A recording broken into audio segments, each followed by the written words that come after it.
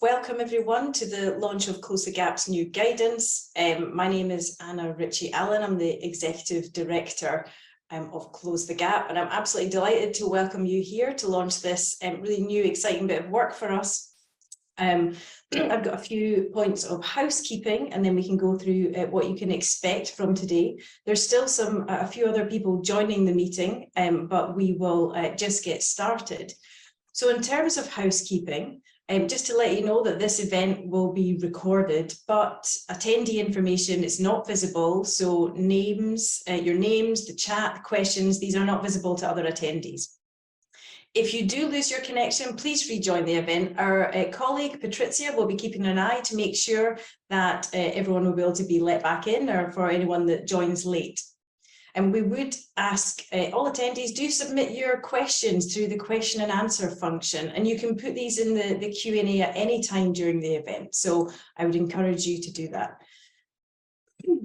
Excuse me. So I just wanted to say a few words first of all. This has been a really important bit of work for Close the Gap. The guidance itself has been in development over the past 2 years during COVID. It's something that we've prioritised, and it stems back to I suppose our starting point, which is we can't advance women's labour market equality or narrow the pay gap unless we recognise that women are not a homogenous group, and that we need to understand the experiences of different groups of women. So whether that's racially minoritized women, disabled women, or other women from marginalized communities.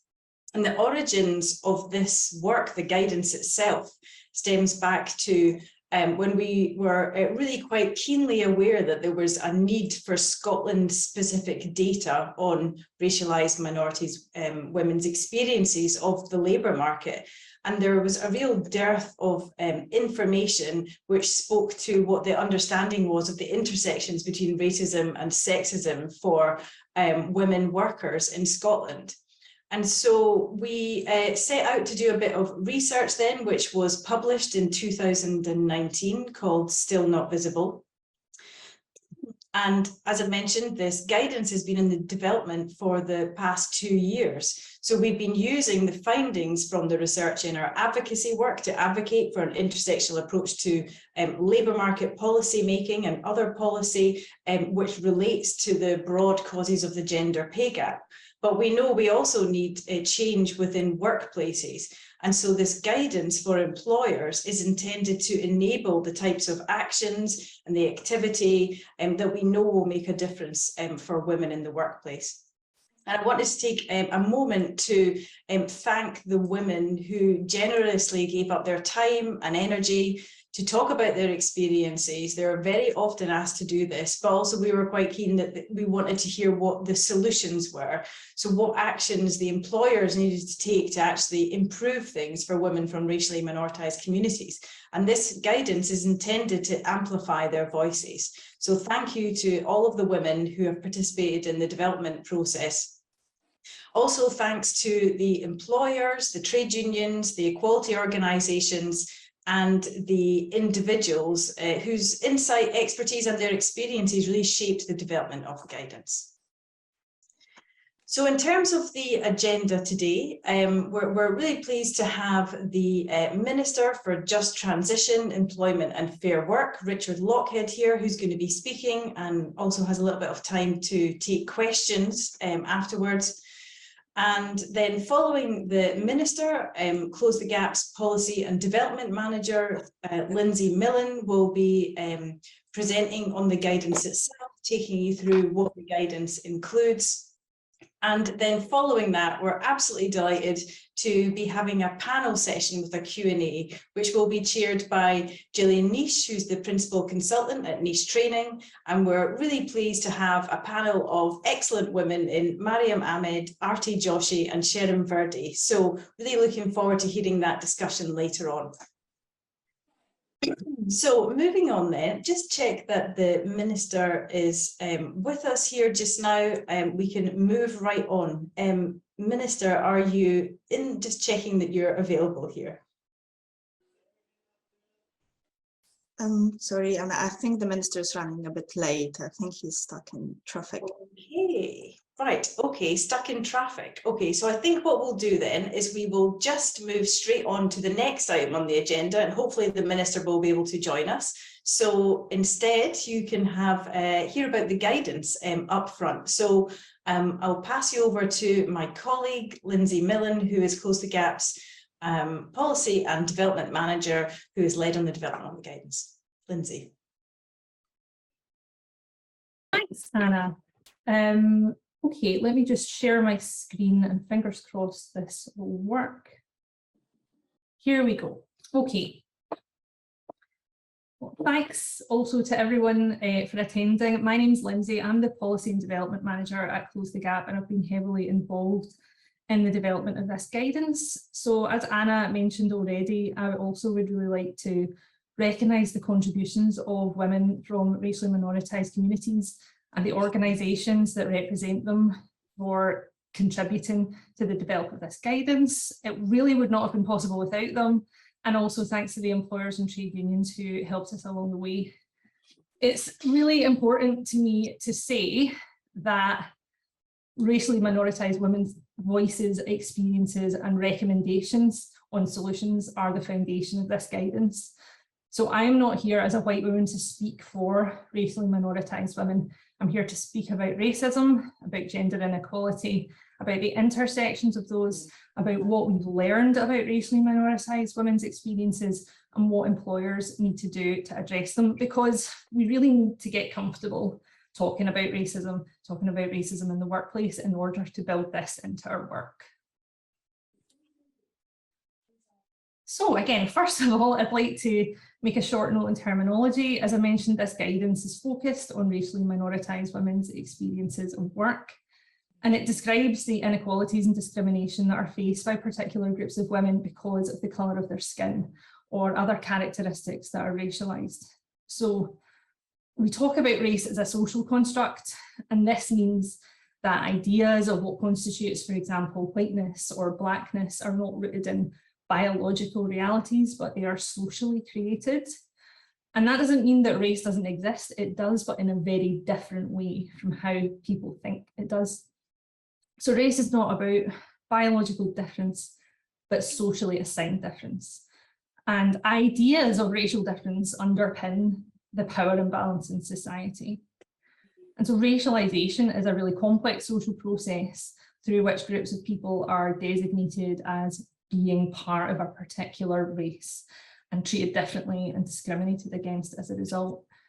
And during the process of developing this work, we spent a lot of time talking to women from different groups and spent a lot of time discussing the many different terms used when talking about racially minoritised women.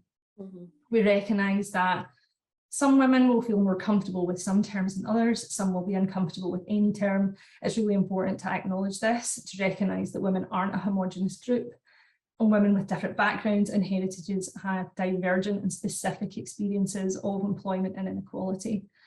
So as a result of these discussions, recognising there's no single term that encompasses all of these different experiences, but also we need to have language that we can use. We settled on the term racially minoritised to denote how racism shapes women's experiences of work and how racial difference is imposed on women from different groups in different ways. So why take an intersectional approach? The guidance focuses on the intersectional inequalities that are faced by women who are racially minoritised. The term intersectionality was coined by a leading scholar of critical race theory and civil rights advocate, Kimberly Crenshaw. And an intersectional approach recognises that women aren't a homogenous group and don't all experience inequality in the same way. So different groups of women experience multiple intersecting inequalities and discriminations that overlap and combine to create different levels of inequality. For example, sexism, racism and Islamophobia combine to influence Muslim women's specific experiences, and sexism and anti-Semitism combine to influence Jewish women's specific experiences. So Crenshaw noted that work around gender inequality often centres white women's experiences without considering how race might affect them. And similarly, work around racial inequality often centres racially minoritised men's experiences, and women's experiences are not reflected. So an intersectional approach acknowledges that racism and sexism exist on their own, but that they change in combination and they produce specific inequalities for racially minoritized women. So this means we can't just combine work to tackle racism and sexism. We really need to think about understanding and addressing the specific challenges that face racially minoritized women if all racially minoritized people and all women are to attain equality. So during this presentation where I speak about racism and sexism, I'm speaking about their interaction and the impact on racially minoritized women, and the need to apply an intersectional, anti-racist and gender-sensitive lens and work on equality. Because many people and many organisations, many employers talk about delivering equality for all, and we can't do this without an intersectional approach. So I'm going to do a quick introduction to some of the key factors affecting racially minoritized women's inequality at work. So racially minoritized women still face deeply rooted prejudices and racism in their lives, which combines to their inequality in the workplace. Racist and sexist attitudes and behaviours and inbuilt biases in employment policies and processes combine to create these intersectional inequalities. Many of the unequal outcomes experienced by women from racially minoritized communities in the workplace stem from employer practices and policies that have inequality baked in. That doesn't mean it's intentional, but it doesn't matter. The inequality exists and it will persist without change. So a majority of racially minoritized women have experienced racism and sexism in the workplace. And just because you as an employer haven't received a report doesn't mean it hasn't happened in your workplace. Most women won't report these incidents because they don't think their employer will take it seriously, or they fear a backlash from their employer or colleagues for doing so. It's also really important to recognise that racist and sexist bullying and harassment, it's not just an isolated issue between two people, but it's part of that wider problem with workplace culture and intersectional inequality in the workplace. So it's really critical to recognise this. And this comes back to intersectionality. It's not just a sum total of racist and sexist incidents, it's a structural issue. So let's move on to talk about some of the essential conditions for change in organisations. Reflecting on what I've just said, one of the first things employers need to do is acknowledge that racism exists, that sexism exists, that racial and gender inequality still exist, and that intersectional inequality exists, and that they're issues for all employers, regardless of how diverse your workforce is.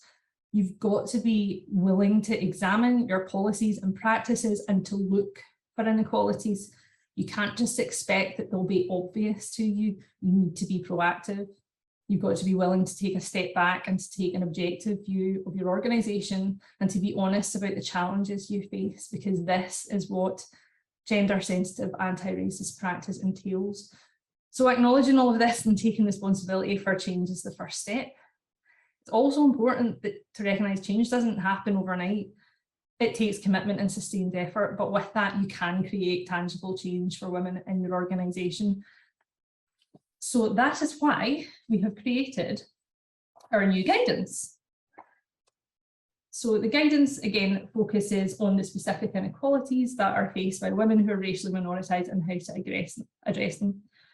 And there's a real need, as I said, for specific, anti-racist, gender-sensitive work, applying that lens, asking what racially minoritized women's experiences look like in your organisations and why, and using that intersectional understanding. So the guidance sets out 5 areas that are intended to break things down and enable employers to build an action plan. And there's also some support and resources that go alongside that. So I'm going to look at each of the themes. The first theme is on leadership and change. I mean, I think it's fairly clear that strong leadership is really critical to tackling racist and sexist workplace cultures. The tone of a workplace is set from the very top. The way senior leaders behave and the behaviours they tolerate as well, they are the strongest indicator of workplace culture. And senior leaders taking a proactive and visible stance on anti-racism, gender equality and how these interrelate, and following through and being accountable on commitments is absolutely critical. So Our 3 actions are for organisations to include an objective on anti-racism and tackling gender inequality in senior managers' performance management frameworks, because we know that what gets measured gets managed and what doesn't get measured always falls by the wayside.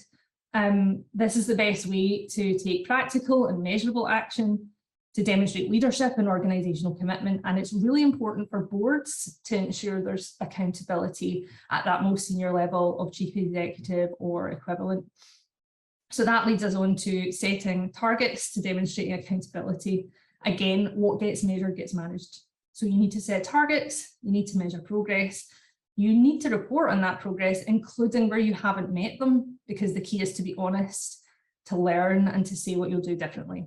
And finally, we recommend that organisations develop an anti-racist action plan on gender equality. I've said twice already, what gets measured gets managed, but what gets managed gets done. So you need to have clear objectives, you need to know who's responsible for what actions are happening, when will they be completed, and how will success be measured, because that's really key to driving that long-term commitment and change. The second theme is workplace culture. I'm going to spend a little bit more time on this than the others. And just to remind everyone that when I talk about racism and sexism, I'm meaning about how they combine an intersectional inequality. So I've mentioned already, it's easy for organisations to think that racism and sexism doesn't happen in their organisation. It's really difficult to see workplace culture in your own organisation because it's the water that you swim in. It's all around you. It's your everyday, it's the norm. But workplace culture has a really significant impact on racially minoritised women's experiences at work and how racism, sexism and intersectional inequality is dealt with. It can create and sustain an environment in which racist and sexist comments are normalised and in which women aren't believed if they report them. So a really key workplace culture issue for racially minoritised women is microaggressions. So this is not an exhaustive list. This comes from the work we've done with racially minoritised women. It's a few examples of microaggressions. It could be white British colleagues giving a black colleague a nickname or changing their name to something that is said to be easier to pronounce. Comment on someone's accents, for example, a brown woman of Indian heritage who doesn't have a strong accent being told they speak very well, or a colleague asking her to touch a black woman's hair. So microaggressions are a form of racism and they happen every day, and where they go unchallenged or minimised, it sends a strong signal to women that they don't matter. And they add up to create a toxic workplace culture, which is why it's really important to take that step back and take an objective view of your culture, to be willing to be challenged, to honestly confront any issues that you identify, because that is how you create a safe and inclusive environment for your staff. So our guidance sets out 3 actions on this area. The first is to engage with women from racially minoritised groups in your workplace and with organisations that represent them, because that's the first step in building confidence among staff that you're prepared to look honestly at your workplace culture and are committed to change. The purpose of this is to provide a space for women to share their experiences if they wish to, and for you to take these into consideration and develop an action. It's not on those women to act. It's not on those women to take action in equality in your organisation. That's on you as an employer. Engagement work is only valuable if you ensure it has a genuine influence on the action that you take, and if it doesn't, it leads to damage to the trust in that relationship. So you need to build that trust by following through on your commitments. It is critical that you ensure there's a clear and objective process in place for reporting racial and gender discrimination and harassment, because failing in these processes means that racially minoritised women will often not report microaggressions or other racist or sexist behaviour or discrimination, because they won't be taken seriously and nothing will happen as a result. So having that clear and effective process, again, is key to that safe working environment for racially minoritised women. And this is a point that comes up repeatedly. It came up repeatedly through our work. It comes up throughout these actions. You need to build capacity in staff who handle those complaints to enable them to better understand racially minoritised women's experiences of discrimination and harassment, and really understand those interactions between gender and race. Next, we have some actions on recruitment and promotion. Stereotypical attitudes about racially minoritised women still influence recruitment and promotion decisions, whether it's conscious or not. For example, People often make assumptions about English language fluency based on names or accents.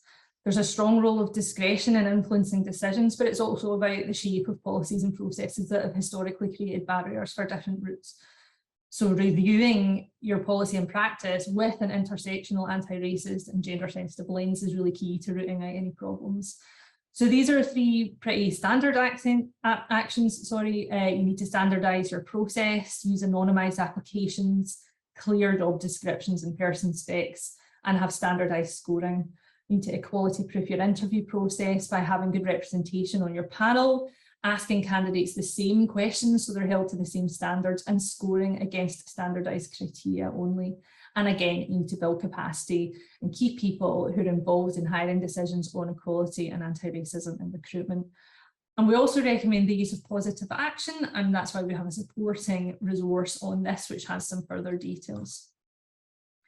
Learning and development, again, there's still inequality of access to this, which means inequality of progression. Women still have less access to formal and informal training in the workplace, and men often are able to access better quality training that impacts on their pay and promotion.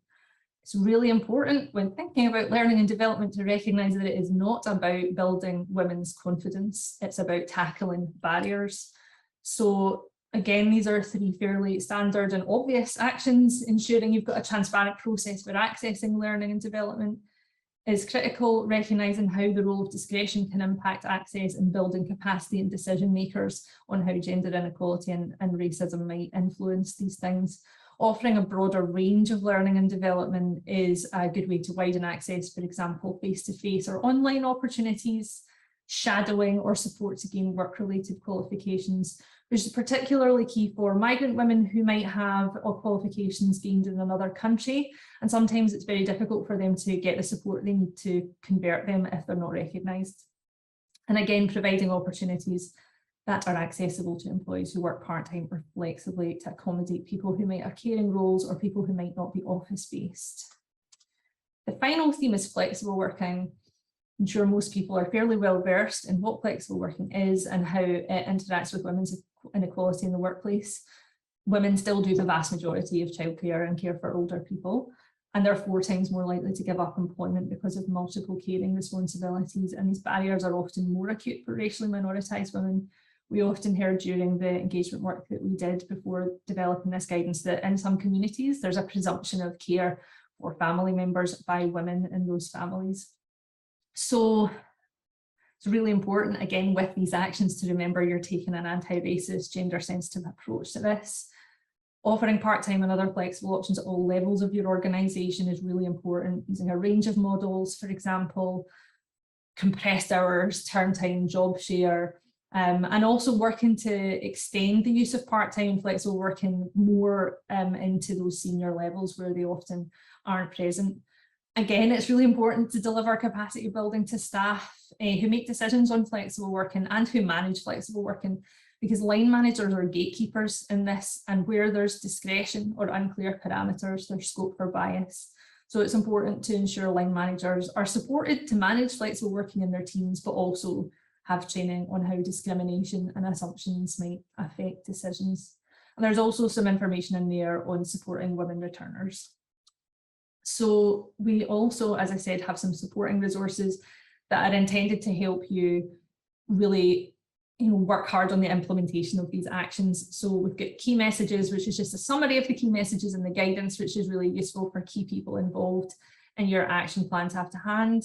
We've got, as I said, a resource on levelling the playing field, which has some more detail on positive action, what it is, when it can be used, and examples of how it might look in your organisation.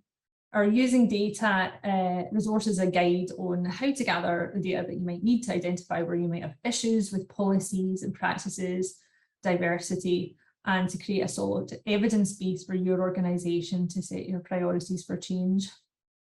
The core actions for key people resource really recognises that action on inequality in an organisation cannot fall to one person. And where organisations have ED&I leads, this is often what ends up happening. And one person can't deliver change.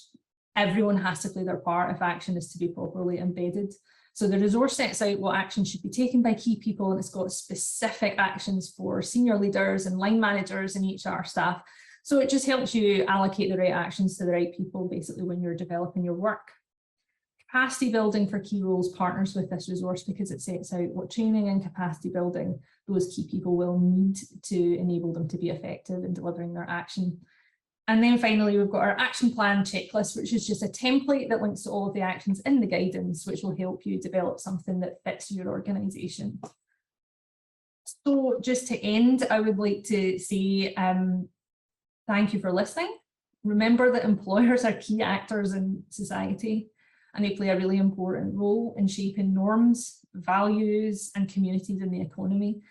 And employers have the ability to take real action and create real change for women, not only in their organisation, but in the communities they operate in. And they've also got a responsibility to do so. So our guidance can hopefully help this to happen. So I will stop sharing my screen now. Great, thanks very much for stepping us through the guidance, and hopefully that gave people a flavour of the types of information, the advice and guidance that's in the guidance. So we do seem to be having a little bit of a technical problem getting the minister into the meeting. We can't seem to see him, although apparently he's here somewhere. So I think rather than delay further, we're just going to move straight on to the panel session.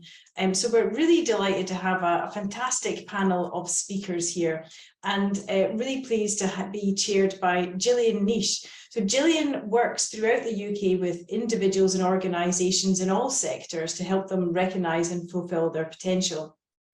The focus of our work is on power, whether challenging the power inequalities of racism, sexism, and the other isms, or developing personal power through personal development programs. So Gillian's going to be chairing that. So I'm going to hand over to Gillian, who will be chairing the panel now. So thank you. Over to you, Gillian. Thank you, Anna. Good morning, everybody. It's good to be here. And it's so important that this work is taken forward. There's so much potential that's not tapped into, and when you consider the state we're in as a country in terms of taking things forward, we cannot afford not to make the best use of our most valuable resource, which is people. So this is really timely, and I'm really pleased to be here as part of the launch for the report, which adds to the excellent work that Close the Gap has been doing for such a long time. So as was said, this panel session, we've got a great panel, great wealth of experience with Mariam Ahmed, Chief Executive of Amina, the Muslim Women's Resource, Aarti Joshi, radio and podcast presenter and transformational coach, and Sharan, Virdee, Equality and Diversity Partner from Heriot-Watt University. I'll say a little bit more about each of them in just a moment. What's going to happen is they're going to talk for 5 minutes or so and share their views and experience, and then we'll have an opportunity to have broader discussion about the issues that are raised. While they're speaking, things may occur to you. Please put questions, queries, comments into the chat so that we can pick up on those and explore things further. And it looks like that we'll have a little bit of extra time, which is great in looking at this area. So I'm going to call first on Mariam, as I said, Chief Executive for Amina, the Muslim and ethnic minority women's resource. She has an expertise on gender-based violence and has been working in the sector to end violence against women for many years. She's a qualified independent domestic abuse advocate, and her previous role was at a leading BME domestic abuse service for over 11 years, where she was a specialist in supporting Asian, Black and minority ethnic women. She's been committed to highlighting stories of women in destitution. And she's a vocal advocate of the human rights issues affecting women with immigration control. She's a training specialist on harmful traditional practices and a training associate for Safe Lives. She's also a director for Scottish Women's Aid. Mariam, welcome, and over to you. Thank you, Gillian, and thank you to Close the Gap for this absolutely valuable work that they've done. And it's absolutely valuable because Close the Gap have actually worked with many BME organisations and actually asked, I know that they came to Amina and said, look, you know, what do microaggressions look like? What does this look like? Now, I know that Gillian's kind of just mentioned my bio and it's quite heavily placed on gender-based violence work. But when I became the chief executive of Amina, I did have that kind of that idea of it's kind of sitting down and just doing some CVs and helping women apply for jobs. And actually, I was completely wrong.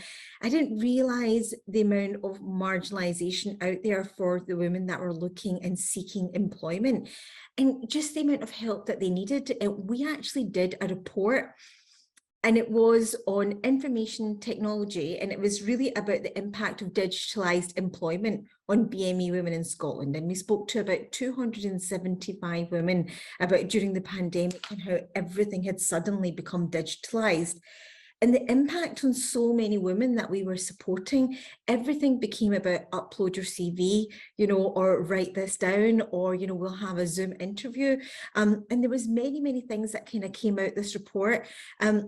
Within a lot of the communities that I work within, there still is a lot of rigid gender roles. So what we found was that a lot of the gender responsibility was still on the women. So yes, they might be able to work, but that didn't mean that the housework and whatever was still their responsibility. So when they were working from home, they weren't getting that same, oh look, mum's working or whatever. It was, they had no space to actually either take online calls or even actually just apply online. We had many women coming and saying, we don't actually know how to upload a CV. We're not really sure how to do that. And that was something that was quite a surprise, you know, that the level of support. And when I looked into it, even applying for jobs like Yodel, it was all digitalized. All delivery jobs are all completely digitalized employment. You got your pay slips online, you had to create an account and everything else. And those kind of barriers, and I think a lot of the women that we supported felt quite panicked to say to their employers, actually, we don't know how to do that. Because then it comes across that you might not know what you're doing. Now, there's things that you can actually do. And I think in Amina, we were kind of guilty of not having being as inclusive as what I think we could have been, even as a BME organization. We use what's called the STAR technique for when you're applying for jobs, which is situational, task, action, result. I was surprised about the amount of women that were applying for our jobs that actually struggled to do that. But there was maybe a lot of women that were not from BME backgrounds, white women, degree educated, that were just absolutely flying through the STAR technique and absolutely getting the top results and getting interviews. And then I remember there was one employee that was actually exiting. She found another job and said to me, Mariam, just to let you know, I hate our recruitment process. And Amina, if I was to give you one feedback, and that is that I don't think a lot of BME migrant women can beat out the white women when it comes to the Amina recruitment process. They will win from us hands down every time. That really took me back. I was like, oh my God. Now then I reviewed it and I thought, wait a minute here, let's try and think outside the box. So it's the same old changing our whole system, you know, sending a video now, you know, like if you think you're good for the job, record yourself a wee video, send us it on WhatsApp or whatever. It's trying to make things as easy as possible. And I think sometimes as recruiters, we can think, you know, there's degrees that are not recognized because somebody's maybe been an asylum, refugee, you know, or migrant women. And that was another big barrier. Their degrees, their education, all the things that they had worked hard in their lifetime were not recognised in the UK. So again, it's about recognising them. It's about realising that their experiences and their work experiences are valid. It's about changing your recruitment process. And actually a lot, now that we've changed our recruitment process, a lot of the women that come in, and they're maybe not from what you would call your typical academic backgrounds, they absolutely flourish in the job. They bring just so much more. But as recruiters, I think we're still kind of looking at the STAR technique and then sending your CV and upload that. We're not taking in the multiple barriers, but also make your work child friendly, as in, you know, we've got a lot of my staff members have the contract in the office. However, they come into the office and they can leave by 2:30, pick up the kids and work from home. Absolutely fine, you know. And do you know what? I would say that my staff work double as hard as anyone I've ever seen, but I do not dictate what time they need to be in the office, and I do not dictate what time they need to leave.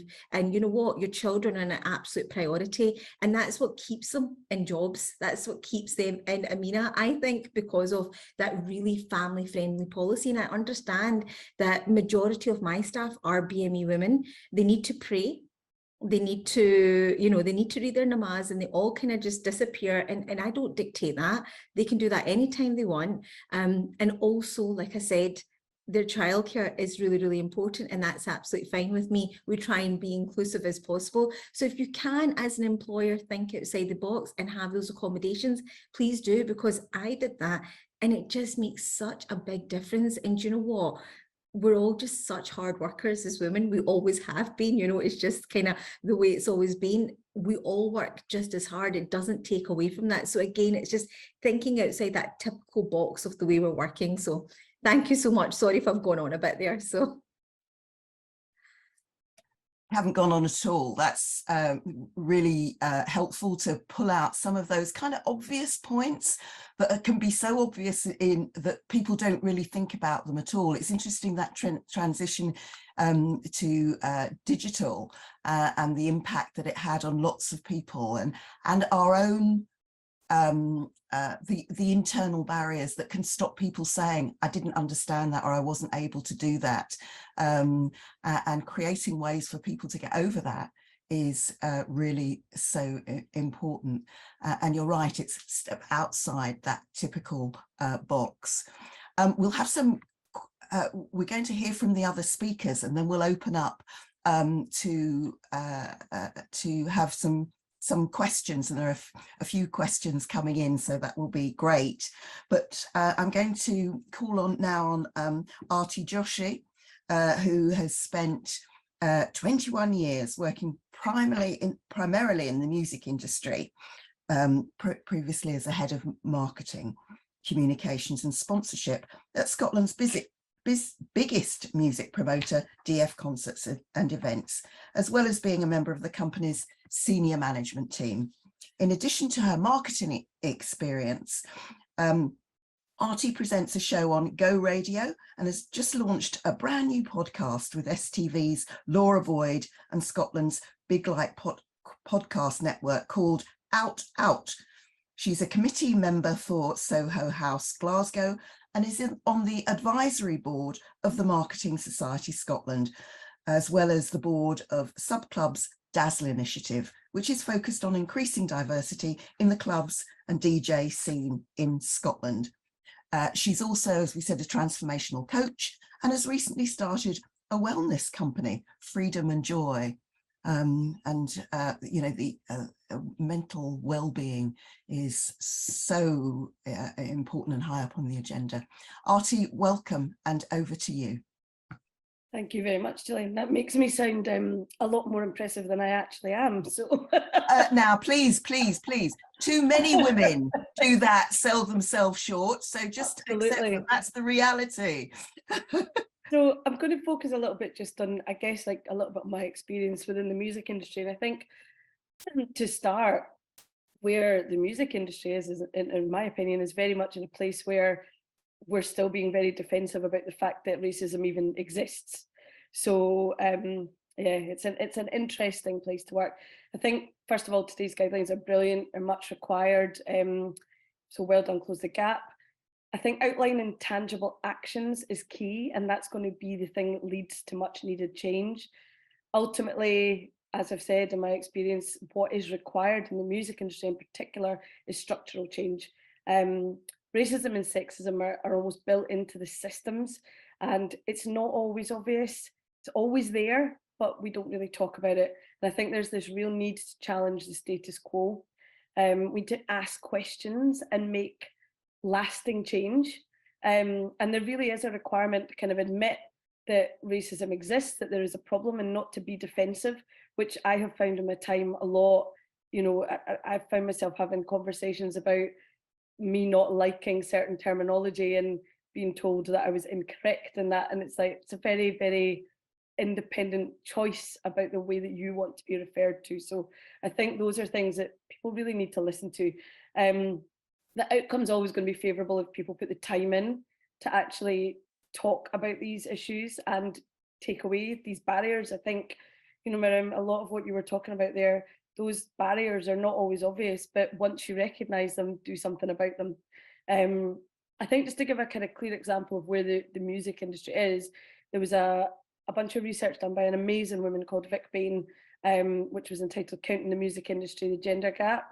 And of all of the artists signed to labels, only 19% are women, despite the fact that of the 25,000 students studying music-related subjects at degree level, that is about 44%, and at postgrad it's about 50%. So something happens to those women and they just fall off the edge of a cliff. And a lot of that is that the issue is that the industry's infrastructure doesn't support women, much less women of colour. We don't even talk about women of colour, actually. And what happens then is that agents and promoters and all of these people fail by default because the pool that they're drawing from is so tiny. I think in the Scottish music industry in particular, being a brown Scottish woman, it's not a representative industry. When I started in PR, nobody looked like me. And I think my life experience was something, just being honest, that I used almost as a humorous anecdote to kind of make white people feel more comfortable. And looking back, you realise that those are things that you've done that you're not very proud of, to be honest. I think essentially by prioritising gender equality and diversity, we all know this, but you will attract and you will retain the best talent. Your organisation will be more innovative, it will be more productive, it will become more profitable. To me, that's something that should be music to all employers' ears. And it's been continuously proven, so I don't understand why we aren't doing it. And I think, firstly, if you really want to make change, you need to prioritise this work. If I genuinely had £1 for every time I heard somebody say, we need to do something about diversity, and then do absolutely nothing, I think I'd be a millionaire.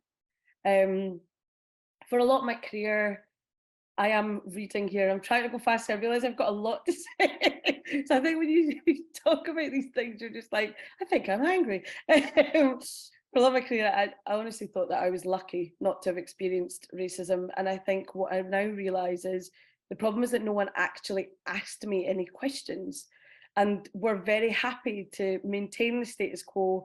And for me to almost be a visual representation of the fact that they were doing something. I've gone from being someone who hated being media facing. I think that was my imposter syndrome kicking in there, Gillian, at the beginning, because I do hate it. But I think it's really, really important not to pull up the ladder behind you and to really, really put your hand out and help other people up. And I think that's the thing for me. It's that I'm hosting a podcast and a radio show because I want young brown women to be able to see that that's something that they can do. And ultimately, you've got to see it to be it, right? And that is so, so important. And I think from an employer's point of view, it's not enough that you're not racist. You have to be anti-racist. Being anti-racist means that you are taking action. And again, for me, that's the most important thing. I think you have to question whether your workplace is actually diverse. Don't be defensive. Don't start quoting that you have 3 people from diverse backgrounds. Actually look at it.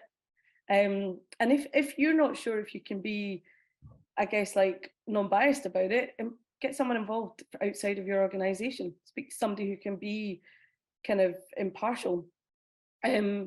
Listen and do some research if you don't have a diverse workforce. Are you hiring in your mirror image? What is your interview process? Like Mariam touched on that, but also, you know, what's your workplace culture? Where are the barriers? But I come from a workplace culture where there's a huge amount of martyrdom and a lot of after work drinks and a lot of social events that take place after hours. Coming into that environment, it is expected of you. And I think that that's something that the industry needs to recognise should not be standard. And I think one of the important things is, sure, ask women about their experiences, but don't rely on them to solve the problem for you, because they're probably fighting a number of battles in terms of race and sex already, and gender. And I think that we're already quite tired, of kind of addressing these things. So, and as Lindsay said, consider intersectionality. It's so important. Leadership is massively important. I think if your leadership doesn't think that there is a problem, or says things like, well, we're fairly representative as a company, Scotland's about 96% white, so we're about right. And also take advice from experts, because they have specific solutions. Don't be generic, don't just do things to tick a box. And I think the main thing is, engagement's great, but it's got to lead to action. I've seen a lot of lip service paid, lots of groups being set up, awards ceremonies, etc. But there is still very little representation in leadership positions in music and in entertainment in particular. Assumptions are often made about what women want from their careers. There's a lot of subconscious bias, particularly in recruitment. And the thing that angers me the most is that women are often pushed into admin work in the kind of industry that I work in, and a lot of that becomes free work. A point to kind of leave you with is that every woman on the senior management team that I worked on didn't have any form of assistant, and every man did.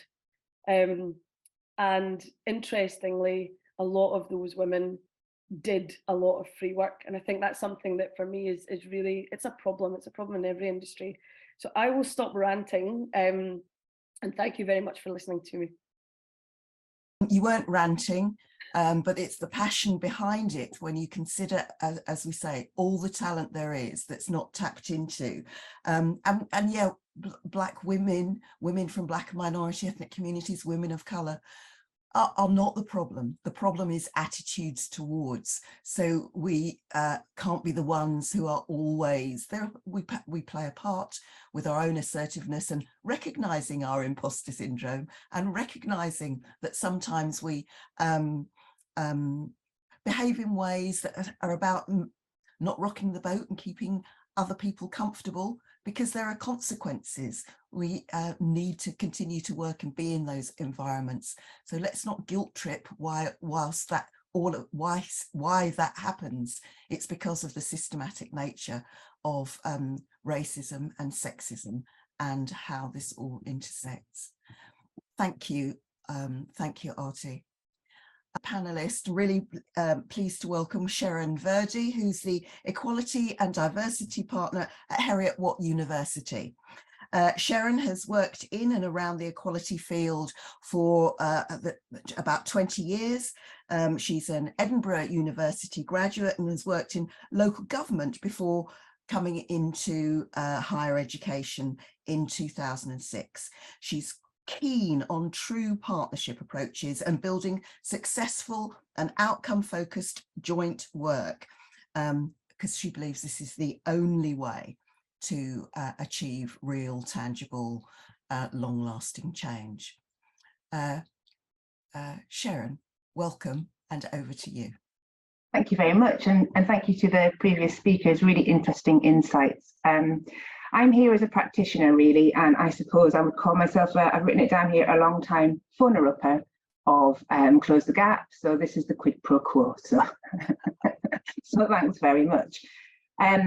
Also in 2020 through to 2021, I was part of the Scottish Funding Council steering group looking at tackling racism on campus. So I think it's actually interesting, Aarti, some of the things you were just saying about kind of confronting your own ethnicity or race, whichever which way we want to describe it. I think I'd been running away and been in denial about it for a long time until I was asked to be part of that group. And I've been asked to be part of that group because I got that anger you just had. I was really angry at the launch of a report that came through from the Equality and Human Rights Commission, and I just was really bored of hearing the same thing. So I said something like that, and then yeah, quid pro quo happened again. I need to learn from my experiences. So I just thought I would give some reflections. That where I've got to is that I think where we need to start to tackle these matters is to just come from a point of non-negotiables. Everything we do to an extent ends up justifying why we're starting where we're starting. And I don't think we need to do that anymore. We just need to accept that there are some non-negotiables, some of which are there is racism, there is sexism, there are other isms. And in some instances that demonstrates itself in pay gaps. For this instance for today, it's about pay gaps. So that happens. I'm really interested in some of the things that, well, everything that Lindsay said, obviously, but some of the things in particular when she mentioned about getting comfortable with talking about things. And I think that that comes from that baseline of non-negotiable. If we acknowledge these things are there and they need to be tackled, we move forward and we start from that baseline, which is really helpful. I also think we just need to do something.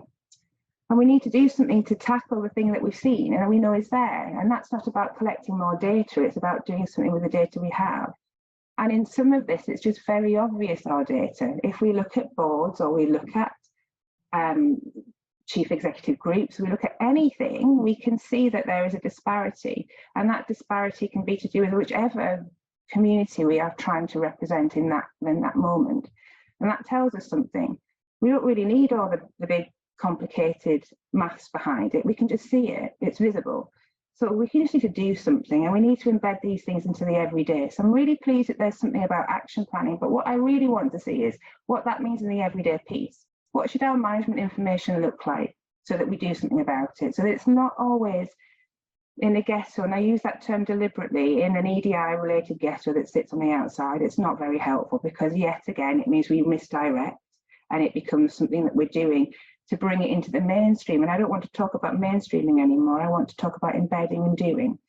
So I'm going to go back and be really quick and say that one of the things as well that Lindsay mentioned was about structural barriers, structural issues. I think we really need to start looking at that. I'm going to just finish with this like a building analogy, seeing the structural stuff is there. If we are recognizing that we're keeping the structures that we've got, that we're not going to knock them down and rip up the foundations and start again. Well, we need to do some pretty serious remodeling inside. We need a refurb. And the way we do that is by much better policy making to do with everything we do, not the siloized small part that's to do with how we tackle reporting on race, how we tackle reporting on other aspects. What we need to do is make sure that the way that we report, the way that we encourage people to come forward, the way that we do any part of our business makes an acknowledgement that it might be different for different groups, and we need to make sure that we are able to respond to that. So I'm keeping it simple. I'm going to finish there. I'm looking forward to the conversation. Thank you. And you know, you're absolutely right. All your comments are absolutely right. It's really important that that action is taken, and it's going to be great to hear some of the comments from the questions that are coming up. But I'm just going to take a minute to say just a few things that I think you're absolutely right about the fear about talking about things. But it's not that these things are particularly difficult. I think it's just that they're unfamiliar. So for me, it's a bit, we need to change the narrative. We often look at these issues in a negative way, as if it's a problem to have people who are different, when in fact, we know that there are real advantages to teams to have different groups of people working together, and you come up with lots of different ideas and solutions. We live in communities where you have diverse populations providing services in all sorts of ways for diverse populations.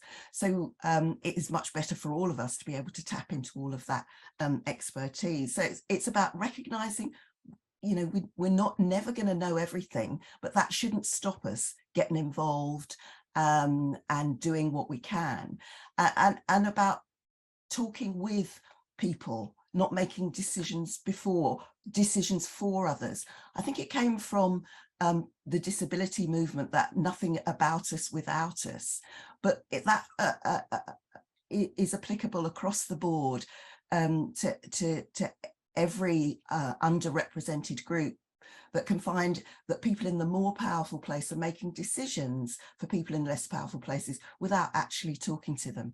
And for employers, with diverse groups of people, often any answers to any problems you're experiencing, you'll find inside your organization with the people who are already there, but who are often not given a voice.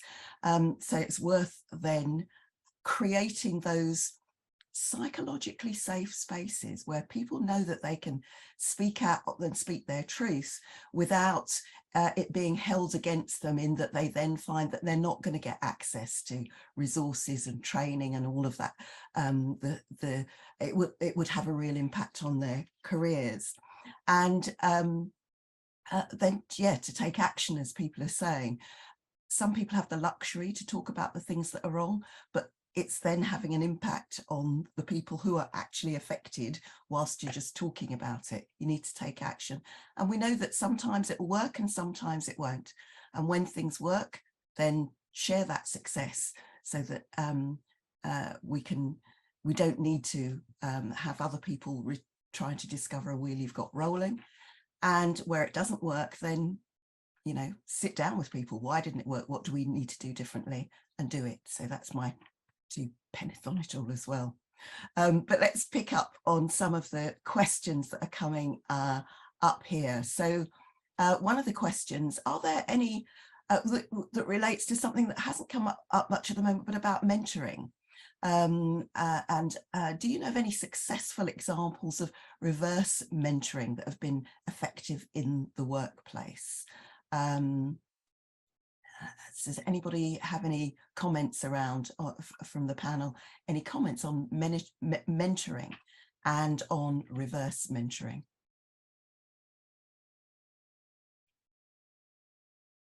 I think for that, you would just need to have a really strong senior management team. And I think the reason why we've never tried, and I think what I find is difficult with reverse mentoring, is to know that are the people that are maybe in the less senior positions, are they strong enough to actually like be honest with the senior managers, and are the senior managers not, is it in an intimidating process? So I think reverse mentoring can be a great tool, but I do think that does rely on the senior management team being open and honest and humble and willing to learn, in order to actually learn from people who might be less senior in their positions. But we've certainly not tried that, but I'd be interested to hear if anyone else has.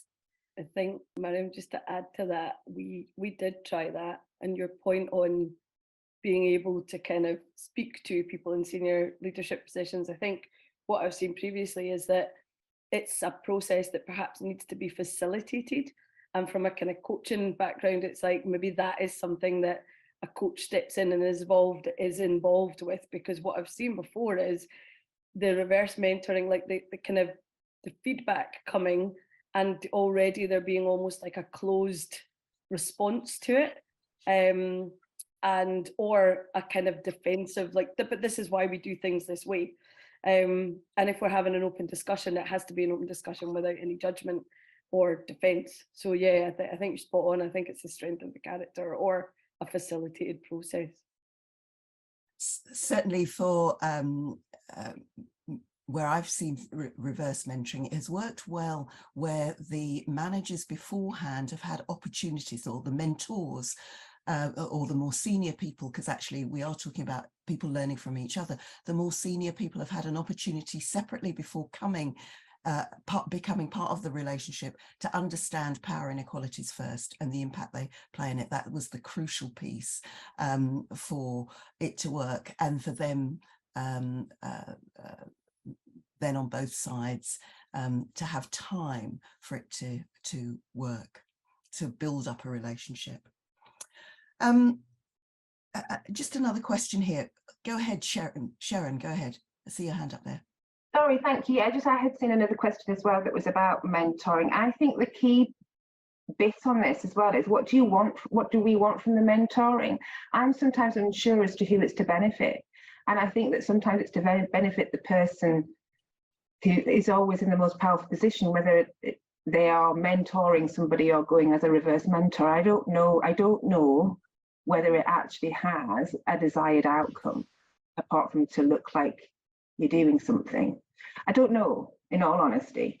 I think there's something else about the conversations that we have in those processes. So we've talked about race a bit today, obviously, but one of the things is that that concept itself is rooted in having been developed to support oppression. That's what it is. Mm-hmm. And we are, by the very nature of the things we're doing at the moment, addressing what that created. That allowed for a superiority to exist. And the fact that we're even talking about any of this now demonstrates that that's played out into our structures now. And it feels like, unless we get that bit right and recognise that that's that, if we can all just agree on that rather than then go back and have a negotiation about it, we don't need to. We need to just accept that. Mm-hmm. And then look at what we think we're getting from the mentoring or whatever programs we might be doing. Whose image are we mentoring in? Mm-hmm. That concerns me a bit on this. It might be a really, really positive experience if you have somebody really great who's just a really nice person doing it. Will you get that? I don't know. Mm-hmm. So it's about how we get to challenging those structures right at the core. So as employers, as managers, how are they going to bring that anti-racist practice into their role? That's one of the questions. How do they need to bring that anti-racist practice into their role? Again, any comments from the panel? If you're bringing an anti-racist practice, the first thing I think is a lot of BME people find it can become a little bit tokenistic, especially if you have that BME working group that I think we've all kind of heard of. You know, it's like we'll just get all the black and brown people together to set up a working group, and then, you know, we'll kind of hear from them and put in this anti-racist practice. But I think from my experiences and from the women that we've heard from, one of the biggest issues, just even starting before the anti-racist practices, you know, you'll get these really fancy, shiny new policies that are made. And like, here we are, we've got a great anti-racist practice. Now we're going to put that on the shelf. And if anyone asks us about it, we've got this great practice, but actually nothing is done. There's no accountability. There's no, well, look, this is happening. And I think for managers and senior managers, really be honest with yourself. You might be doing everything right, but there might be some of your managers or whatever that aren't, you know, and if there is people coming to you and saying, you know what, I've kind of experienced microaggressions, and I think the microaggressions is something Lindsay had kind of touched up in her report. We had discussed this with her. We found that for a lot of women, that was the most difficult part to deal with at the workplace, because you know that those aggressions are there, but it's really difficult to then go to your senior manager or whatever and say, by the way, this has just happened to me or whatever, because they are kind of subtle. You just know that you're not going to get that promotion from that person or whatever.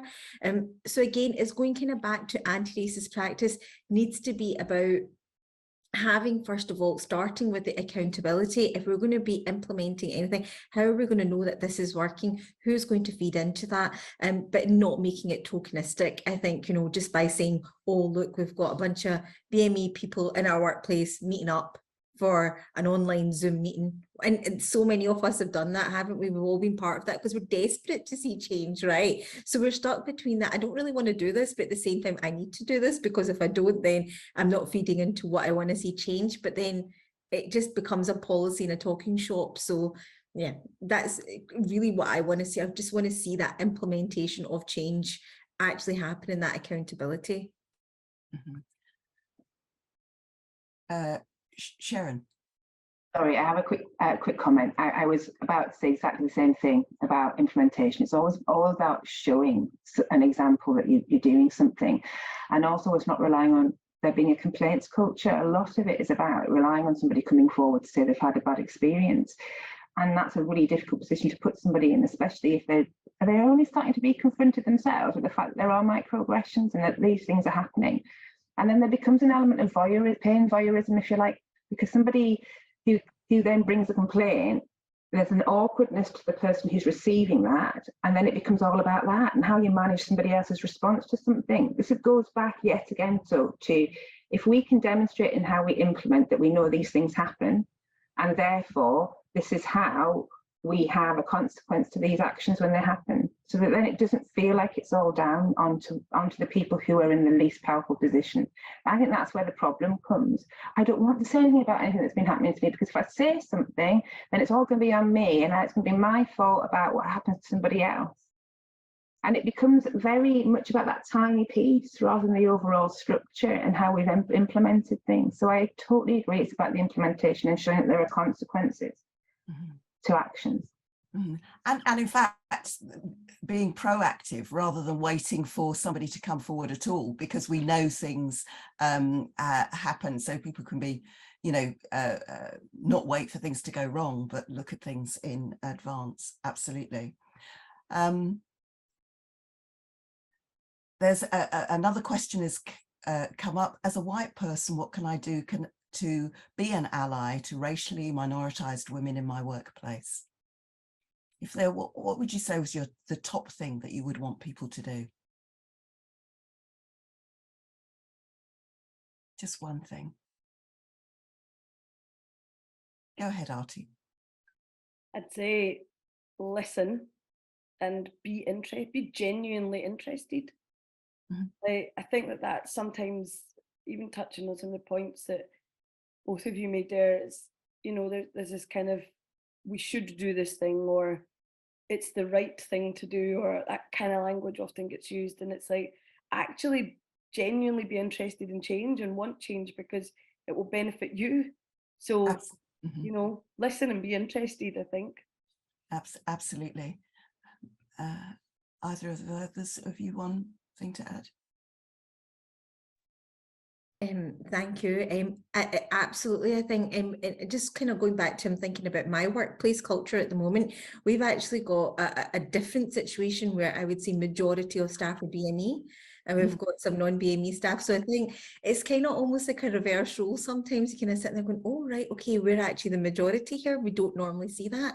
But what I would say is that for a lot of the non-BME staff that work in Amina, the reason why it just kind of for us works so well is exactly what Aarti said. You know, they're genuinely interested in the community. You know, we love telling them stories about, you know, what we're doing, why we're praying, or why we're reading, or why we're fasting, or whatever, you know, and asking extra questions. But I think it's just about being involved in actually wanting to learn about other cultures and about sharing your culture as well. You know, there's many times where staff will say, well, this is what we do as a family tradition or whatever. And I think it's just that open learning and understanding that we're all different, but yet we're all so similar and same at the same time.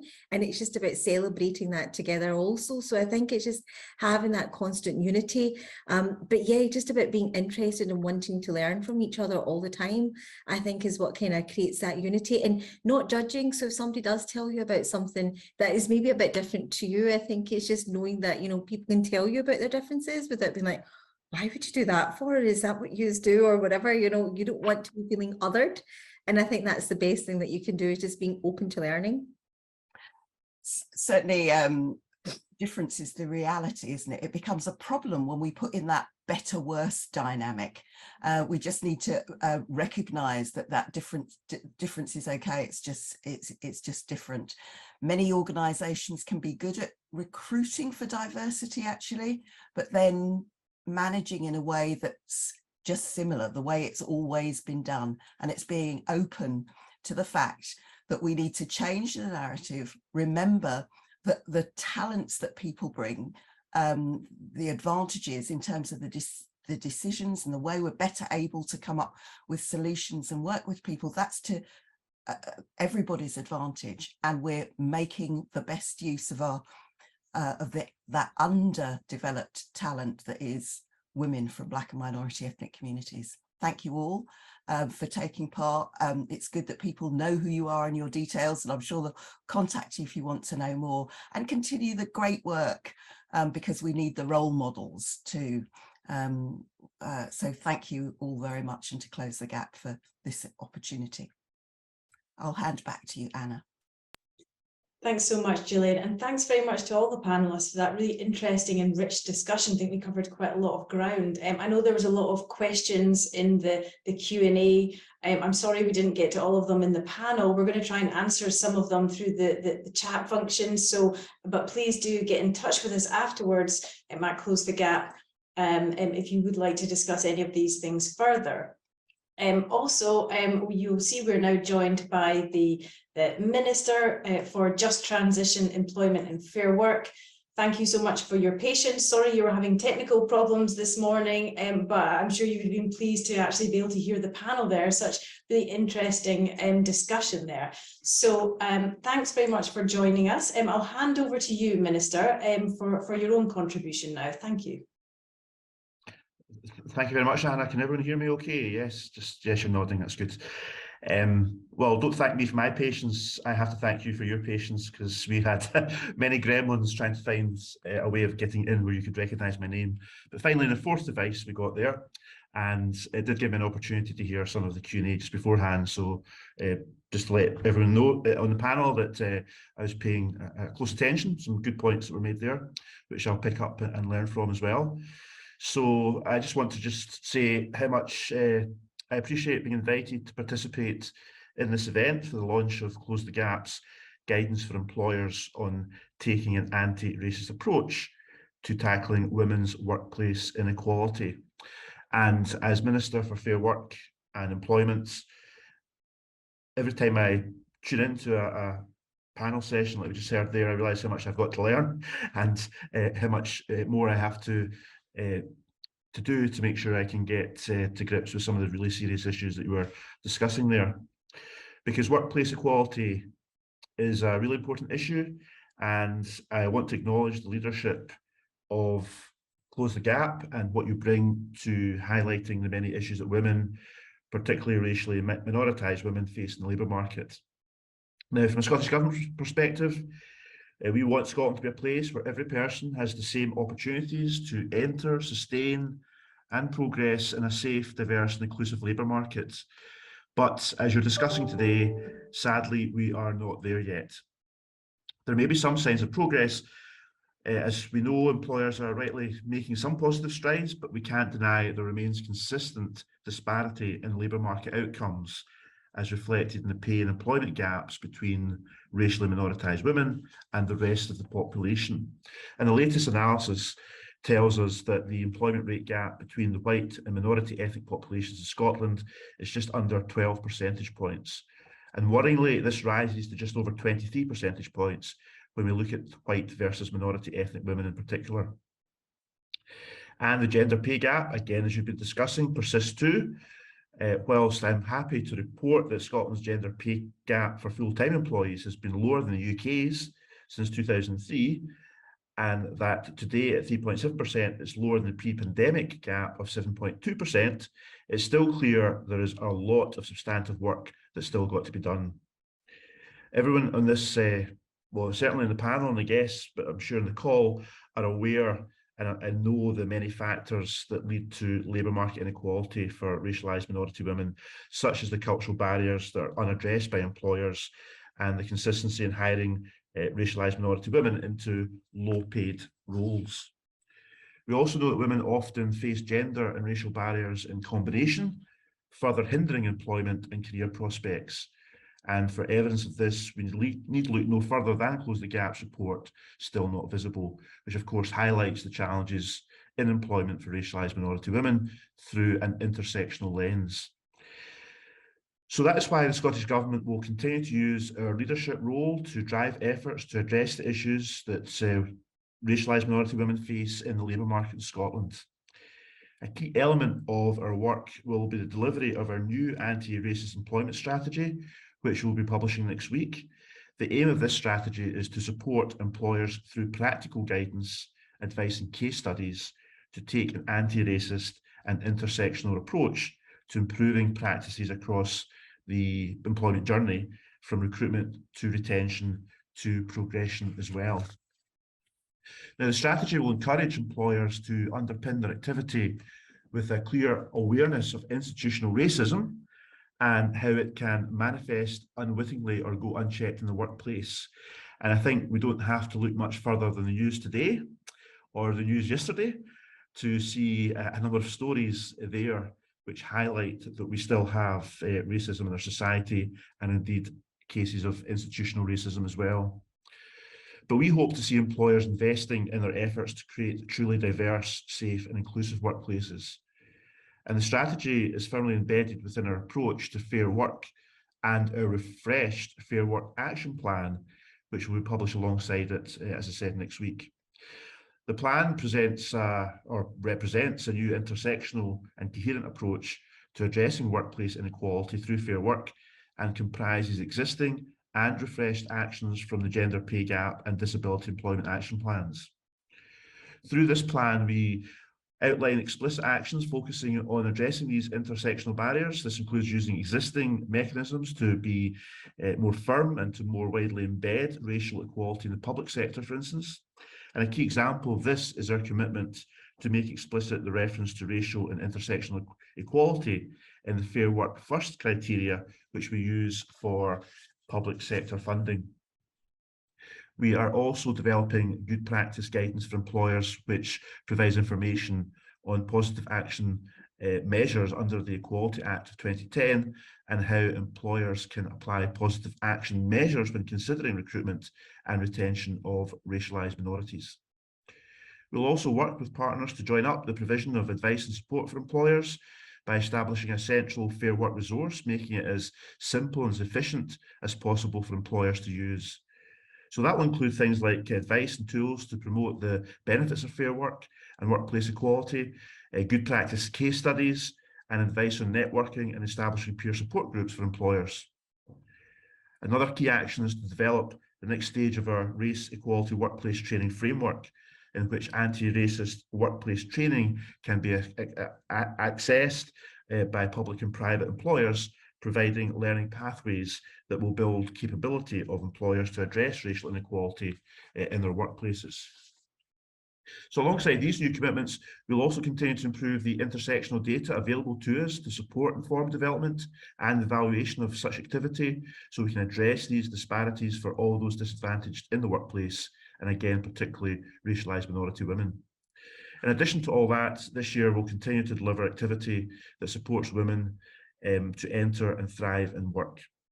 For example, we are providing funding to Close the Gap to help in expanding its Equality Safe at Work Employer Accreditation Programme, which aims to advance workplace gender equality and prevent violence against women and girls by requiring organisations to fulfil approximately 30 criteria across themes such as leadership, data and workplace culture. So we're also funding the Women's Returns Programme, which helped over 1,500 women since 2018 transition back into the workplace.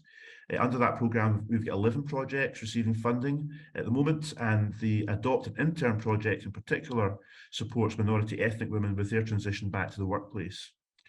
And our Workplace Equality Fund, aimed at removing labour barriers, is another existing initiative supporting embedding policies and practices which address particular inequalities that women face in the workplace. The current fund has 3 schemes aimed at directly aiding women in the workplace. An example of that is an initiative which was around the progression and retention of staff in the science, technology, and engineering and mathematics sector, STEM. Also, Women's Enterprise Scotland developed a programme to provide leadership and governance training to 20 women in the sector, working with 10 small to medium enterprise leaders. And at the start of the programme, just 20% of participants said they had the skills and were ready to lead. But by the end of that programme, that had risen to 57%. And we'll continue to promote and embed flexible working practices as well. The recent pandemic, as you will all be aware, brought about widespread changes to many people's working lives, including hybrid and home working, and events like this taking place online and using Zoom. And recent years have also seen a move away from traditional 9-to-5 jobs. The Scottish Government recognises flexible working practices can benefit all workers, particularly women, to whom the balance of caring responsibility often falls. So to back that, we're currently funding flexible working experts, Flexibility Works, the organisation, to support and promote the development of flexible and family-friendly workplaces with employers across the country. And our work continues to be informed by the efforts and guidance of all our stakeholders and those working tirelessly to represent the voices of lived experience. So I really just want to take the opportunity again to thank Close the Gap for the phenomenal work that you are doing in addressing inequalities women face in the workplace, and commend you all for the pioneering work you're doing, addressing issues particularly that affect racialised minority women. Close the Gap's launch of this new employer guidance on tackling this inequality in the workplace is the first in employer guidance in Scotland to take an intersectional approach to tackling workplace inequalities and racial barriers that hinder employment prospects and career progression. So this does help bring much needed coverage and awareness to an area previously ignored, but of course, which we must not ignore going forward. And undoubtedly, having this awareness and understanding of intersectionality will help an employer to develop a much more diverse and inclusive workplace, acknowledging the diverse characteristics, traits and skills that each employee will bring to their workplace. There is always going to be a moral imperative to address inequality, but addressing inequality and becoming a more diverse workplace has many benefits.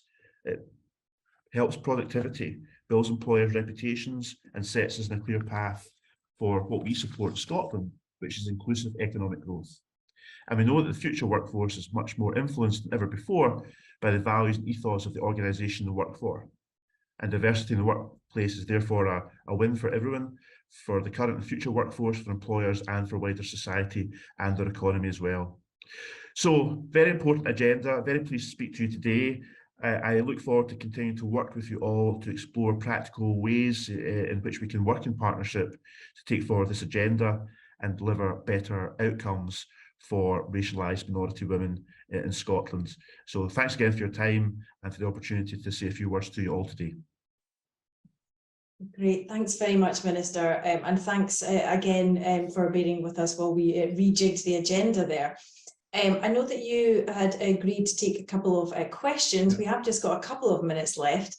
I haven't seen anyone. If anyone's got any questions for the Minister, if you would like to put them in the chat just now, but I suppose meantime just to offer some reflections. Thanks very much. I think Scottish Government's commitment to improve the range and the quality of intersectional data is really important because we see so many data gaps, and I think if there's leadership to be shown there, particularly for other employers as well, then that is a key role for Scottish Government, I think, because we see the language of intersectionality being used more now, but I think very few examples of what that means in practice in terms of the workplace.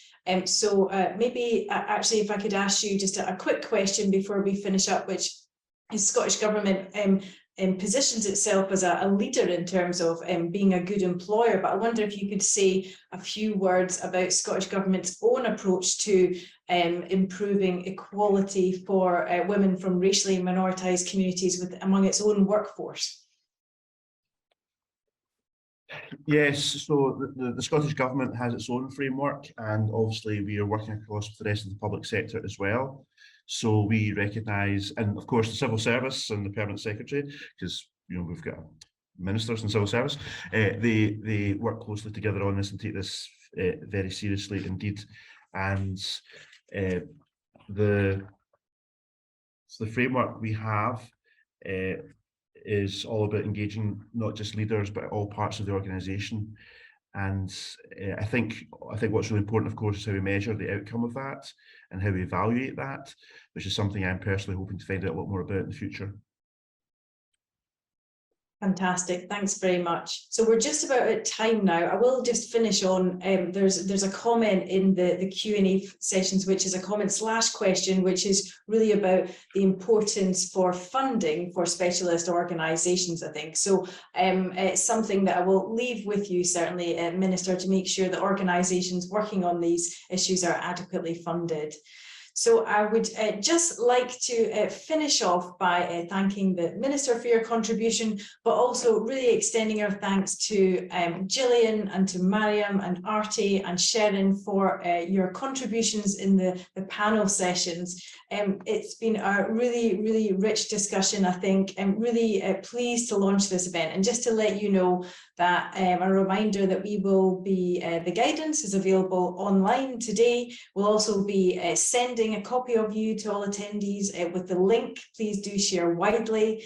We will be also sharing a recording of the event. If you would like to share that with colleagues, please do so. And also, if you would like to discuss, we didn't get to all the questions in the Q&A, but please do get in touch with us. And we're very happy to talk about these, and particularly within your own specific context. So thanks very much, and I hope you enjoy the rest of your day. Bye-bye. Thank you.